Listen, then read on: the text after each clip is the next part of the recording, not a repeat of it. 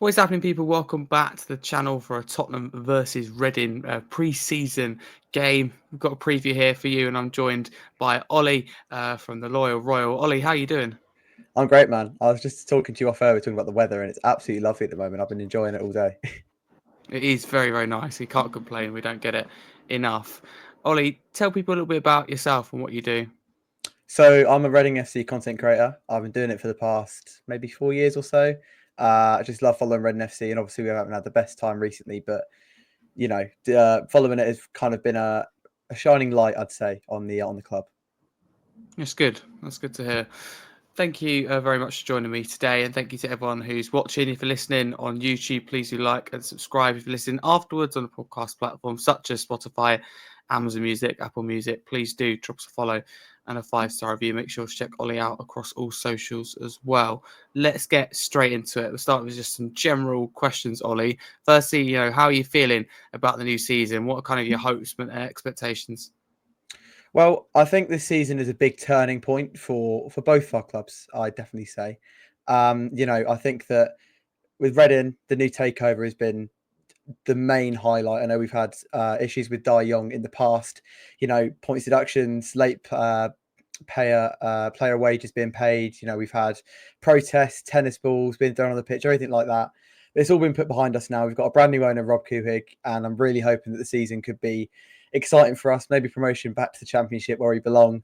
But same with Tottenham as well. I think that Tottenham were in a different sort of era after second and, which I'm not going to get into. But I think it's been the season could be very interesting for them, I'll say. It's good. Exciting time maybe for the club after what you've been through, which has been a lot, as you say, Mm. in the last few years. I was going to ask you, you've kind of touched on it about getting promoted. What would you kind of rate your chances? Are of course, it's easy to get carried away, but do you think there's a possibility that you could get promoted? So there is certainly a possibility, definitely. I think that we've got one of the more competitive budgets in the league, especially in League One. I think we've also got Bearwood Training Ground, which is pretty much a Premier League level training ground, which had, well, when was that? That was built in I'd say 2019, 2018 sort of era. And that's like the golden piece of Reading FC, I'd say. It's so up there. We had an open day there fairly recently where the fans were allowed in, had little photo opportunities of players and stuff, and that's been amazing. And that obviously attracts, better signings from, Premier League clubs on loan and people bringing on free transfers, which I'll touch on in a minute. I think that that's something that it's kind of the really foundations for us getting promoted to the Premier League, not Premier League, Championship, carried away there. But no, I feel like we definitely have a good chance. We just need to bring in a few more players in attacking positions, definitely. Hopefully you do so. We'll move on to the transfer window in just a little bit. But firstly, who do you think would kind of be a key player for Reading in this upcoming season? If you had to pick an individual or just a few that you're maybe, I don't know, looking forward to seeing or think will do well. I mean, for me, I think Lewis Wing is integral to our midfield. We brought him in on a free transfer from, I think it was Middlesbrough or Wickham a couple of years ago. And since then, he's been immense. He's like a midfield maestro. Everything goes through him. It gets to a point where in some games, teams will put two players on him to just mark him out the game because he's such a threat, especially from long shots. I mean, he's got, I think, some of the best long shot conversion rates in Europe. I mean, if you look at his goal highlights, they're all from 30 yards out. So he's a long shot merchant, if you will. But he's more than that. He's definitely more than that. He's very good, just playing the ball around. He can definitely change a game on whatever happens. And I think he's one that will really have a decent season. Another one I'd say is going to have a good season is Powdy O'Connor, who we just signed on a free from Lincoln City. He was one of the best defenders last year in League One. And I think that after we lost Tyler Binden and Amadou Mbengue in this transfer window, which have been really hard losses to take, I think he'll step up and definitely do a job this season. Okay, sounds good. Thank you very much, Ollie. Moving on to the transfer window. Yeah, what are your kind of thoughts so far on what you've seen and the players you brought in and sold as well?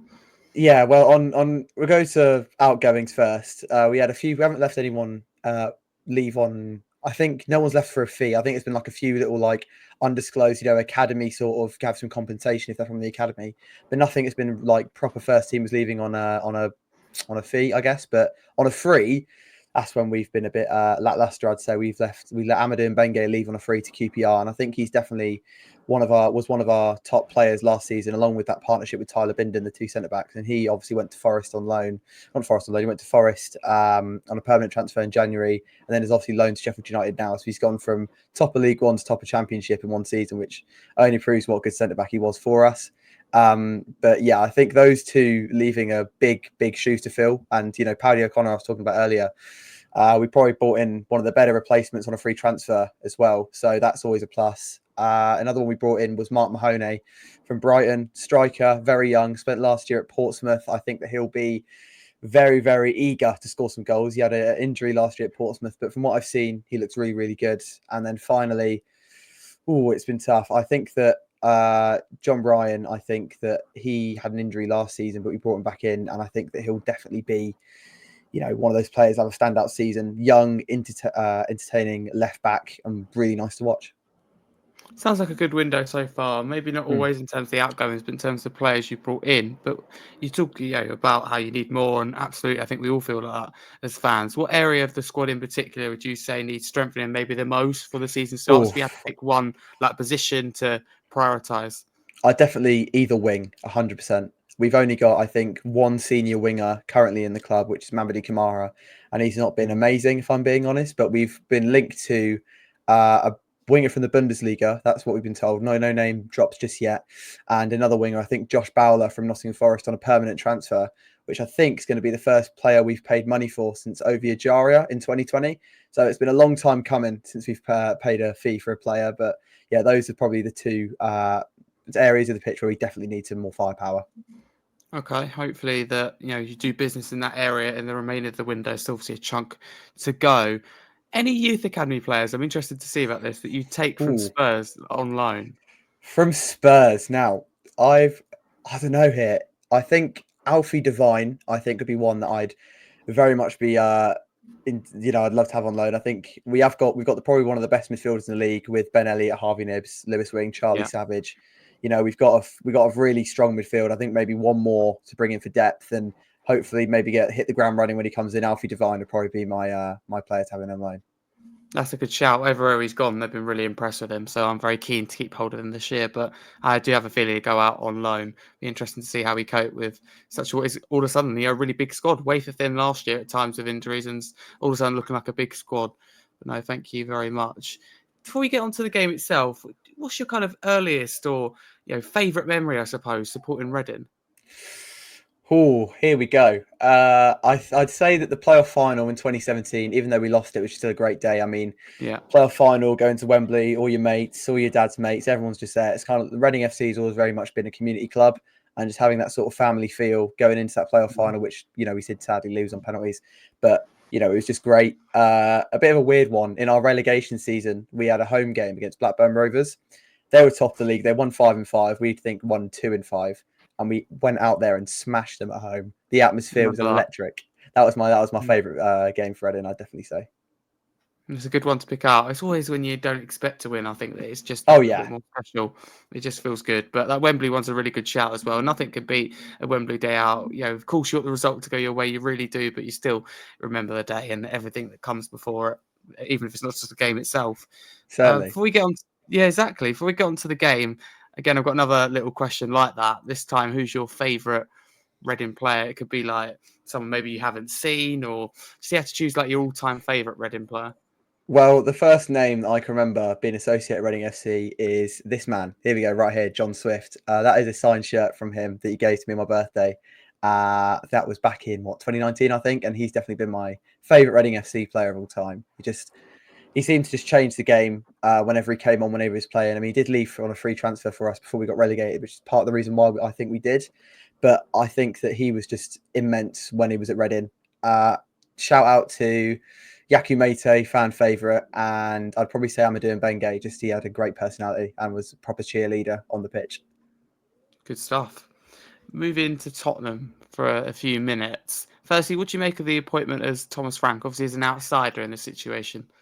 Well, I said earlier I wouldn't really get onto Ange being sacked, but I would have kept Ange. I think that he definitely brought something to Tottenham that I think they've been lacking for a while with their previous managers. I think Tottenham always went for some very high profile names, Conte, Mourinho. I think that's very big six club of them. But then to bring in Ange from Celtic, and he's, the 2 seasons he was there, I mean, the first season was fairly decent from what I can remember. I mean, last season wasn't amazing, but again, trophy win, first one since 2007, 2008, I think, from what I can remember. So yeah, that's just great. But no, going to Thomas Frank, I'd definitely say that you probably brought in the best possible replacement you could. I think he plays an attractive style of football. I also think that he's probably fairly switched on when it comes to transfers and scouting. And from what I can remember, his coaching staff from Brentford have also come in. Am I right in saying that? Yeah, and that's obviously a big help for Tottenham. So I think yeah, it's been a good appointment for them, and I'm hoping they do fairly well. Thank you. I feel exactly the same as you. I don't agree with the Ange sacking. There's times, if I'm honest with you, throughout Ange's tenure at Spurs, have been like, oh, I wanted to go, or you come off the back of a result or a performance, you just go, really? And it's maybe some of the way he dealt with the media after the game when the result didn't go his way. But overall, he done something that not many Tottenham managers have done, and that is win a trophy, as you say there, Ollie. First since 2008. Third successful manager, really, in Tottenham history, if you look at it, because he's only the third manager to win a European trophy. So, something like crazy years ago, like 49 years, something like that, since he won a European trophy. Yeah, so it's been an awfully long time. So whatever way you look at it, he delivered and won us a trophy, and I don't think he got Certainly. much back in. Nah, not at all. But hey ho, says how football is sometimes. It is a cruel sport, but I also agree with you on the point with Thomas Frank. I think it's very good, very sensible, and I think he could bring a lot to the table. But how do you view Tottenham as a club? Do you respect them? Do you envy them? Do you not really care? I'm I've interested got to see. So I'd say Tottenham I've got the biggest soft spot for in the Premier League. We're very lucky here. The first Premier League game I went to was 2 years ago, was Tottenham Crystal Palace. Got tickets for my birthday, and I'm fairly certain Eberechi Eze scored a free kick, and then Tottenham came back 3-1 with, was it Werner, Romero and Son goal scorers, I Believe think. so.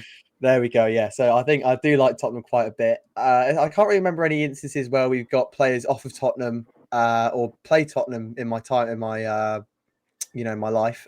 Michael Craig, the only one I can kind of think of when we got from his academy, but that's the only player I'd kind of associate with Tottenham. But no, I do think that, they're a good club. I always like an underdog story, and Tottenham have always kind of seemed like that for me. Oh, that's what we like to hear. You're definitely welcome back on the channel now. I love it.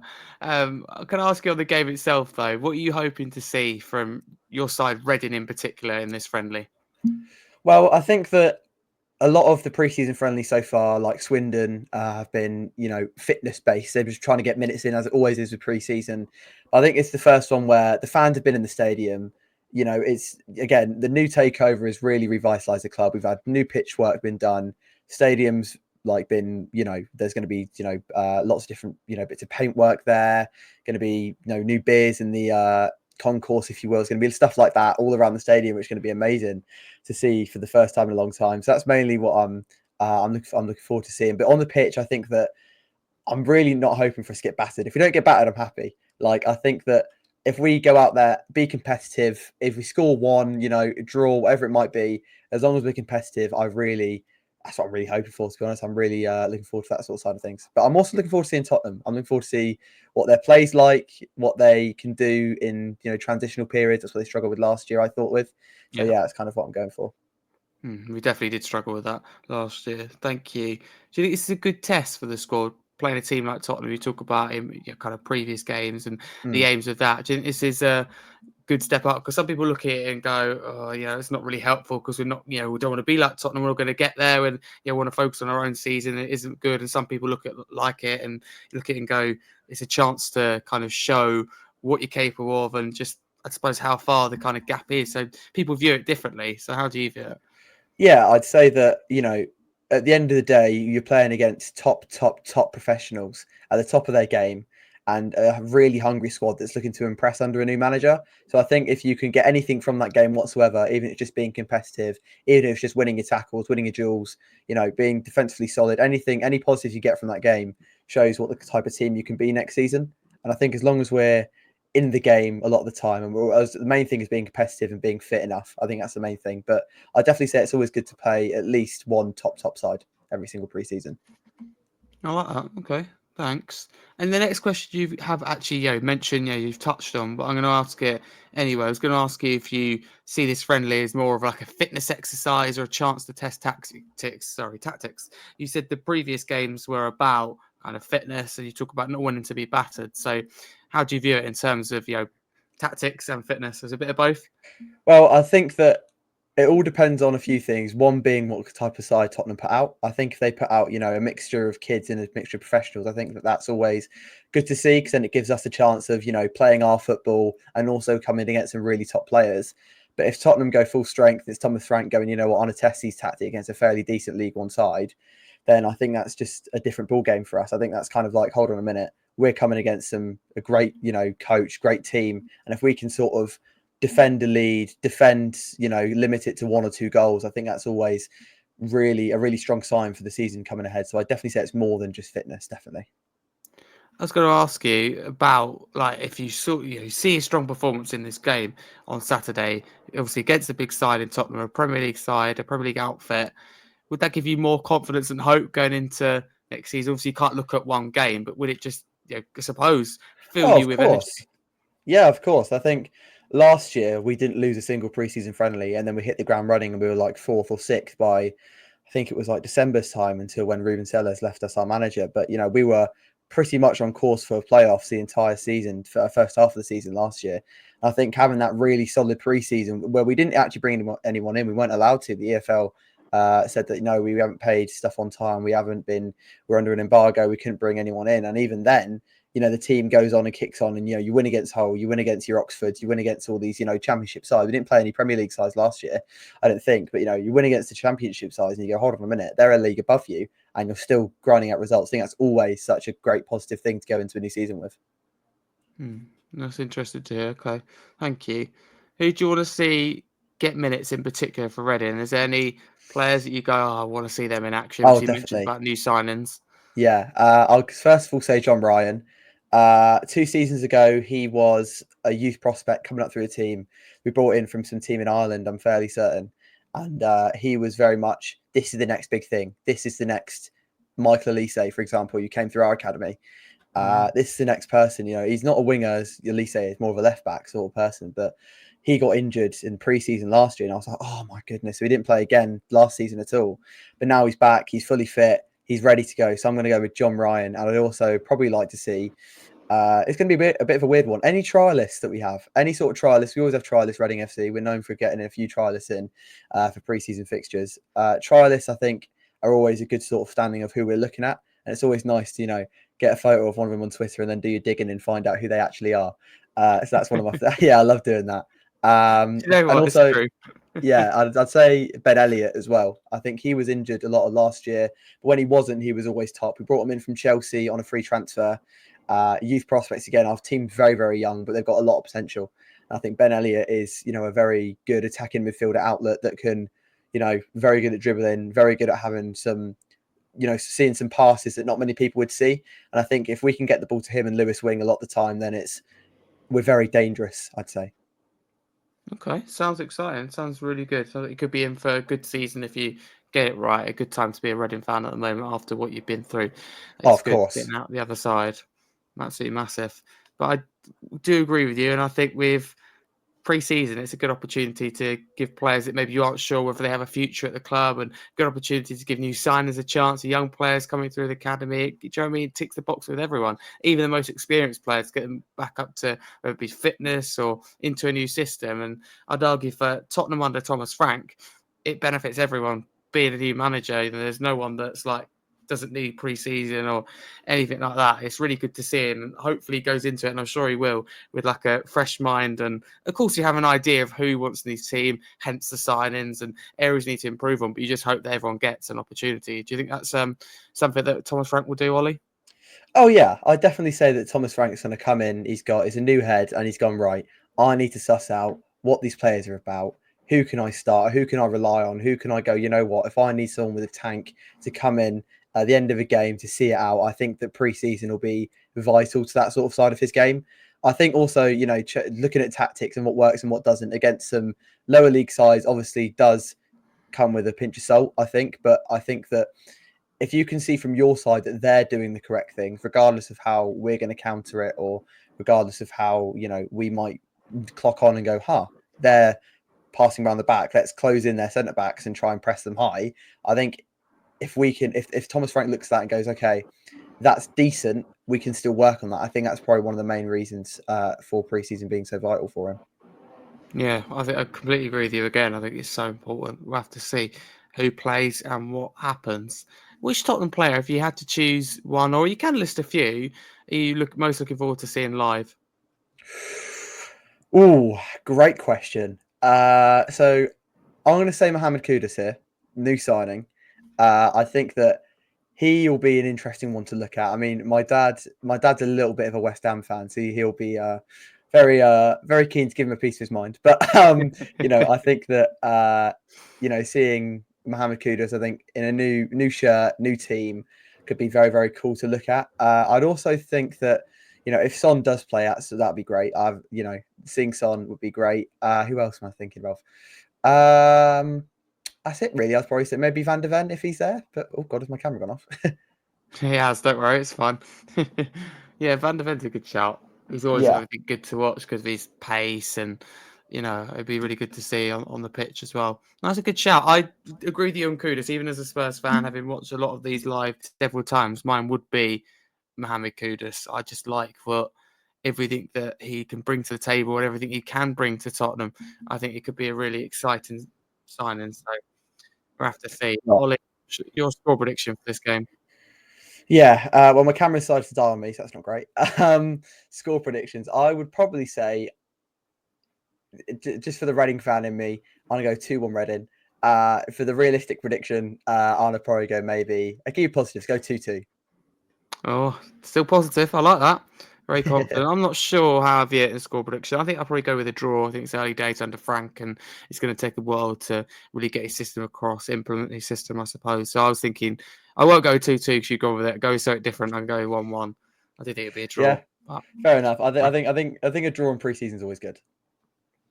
Yeah, it is. Nothing wrong with a draw. At the end of the day, it doesn't mean too much. If you see positives out of it, that's the most important thing. See players you want to see, and you get a bigger picture and better understanding. That's what it's about. Oh, your camera's back. Definitely. There you go. Yeah, there we go. We fixed it.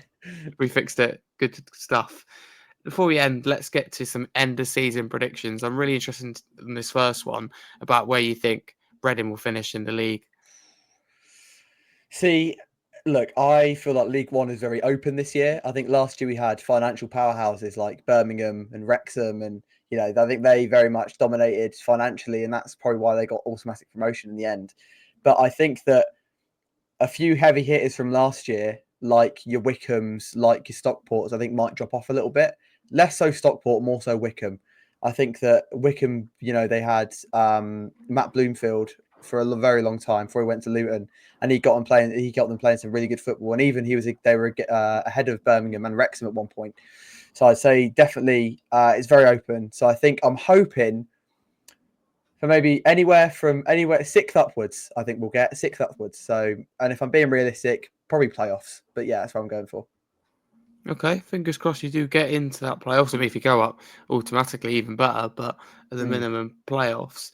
Where do you think my side, Tottenham, will finish in the Premier League? And also, how do you think we're doing like the Champions League? Yeah, I think it all depends on injuries, fitness, and how Thomas Frank will cope for me with Tottenham. There's a lot of key points about this season. Champions Leagues are obviously massive, and getting back into Europe is obviously finishing in places that get you into Europe instead of winning a trophy is obviously one of the key bits for the season for Tottenham. So I'd probably guess sixth. I'm gonna go sixth. I think he'll have a good Champions League run, and I think sixth in the league is a big improvement from what it was last year. I'll take that. You think we can get out of the group stage in the Champions League?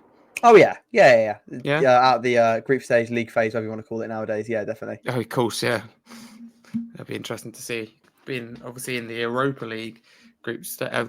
Yeah, I keep saying group stage. As you say, it's a league stage now. What do you make of that while we're on the subject of it, the new format?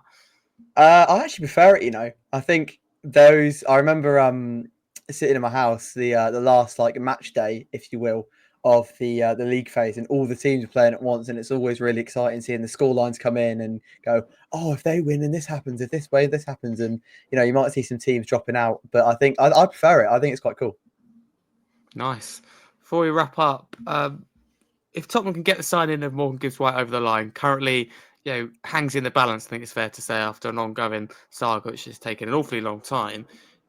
Suppose two questions here. Firstly, do you think it will happen? Will he join Tottenham? Will he stay at Forest? Will he go to another club? And secondly, if Spurs do get it done, how big of a signing would he be? Well, I think it's a bit weird what Nottingham Forest have been doing, to be honest. I think it's a bit childish. I think it's a bit, you can't just put a 60 mil release clause and expect it not to be activated. I mean, come on. Like, especially if he's done that well. I mean, I think as well, it's sort of not, it's the reason why Nottingham Forest have been, oh, the camera's gone again. The reason why Nottingham Forest have kind of been a bit, annoyed with it, because they've probably not made much money off the actual sale if it happens. They've also got to pay a bit of fee to Wolves as well. So, yeah, I think if it does go over the line, then I think it's an absolutely massive signing for Tottenham. And that can probably allow some forward-thinking players to break into different positions. I think, I'm not entirely sure if Kulusevski sort of plays in that central attacking midfielder role or plays on the wing most of the time. But if he does, if Morgan Gibbs-White would then come in, I think Kulusevski is probably more of an asset on the wing than he is central attacking midfielder. Maybe that might be me overlooking something there. But you're the one who watched Tottenham every single week. Tell me if I'm right or wrong there. I'm not entirely sure. No, I think you're right. See, Kulusevski traditionally, like in the past, winger on that right-hand side, but he seems to play better at that 10 role. He seems to be really good at it. So he can obviously play there. Kuda's played, 45% of his minutes his previous club in the 10 role, so I think he could always cover it. Bergvall, I think, could comfortably play there. Obviously, Madison can. Does Tottenham have too much depth, do you think, in that position? Can you ever have too much depth? You can never have too much depth. If you're learning from last year, you can never have too much depth, definitely. Yeah, totally agree. Do you think he will stay there? Obviously, said about how big of a signing it will be. Do you think Tottenham can get it over the line with Gibbs-White? I think if Nottingham Forest have any case to stand on, then I think it could be tricky. But at the moment, I think it's just a matter of time until that happens. I agree with you. I don't know how long it will be. One, you don't want it to drag into the new season, ideally, but if it does, it's not the end of the world. At least we get the player. But Ollie, it's been a real privilege to talk to you today. Thank you very much. Where can people find you across social media? So you can find me on YouTube at the Loyal Royal, same on TikTok, same on Instagram, and same on X or Twitter, if you want to call it.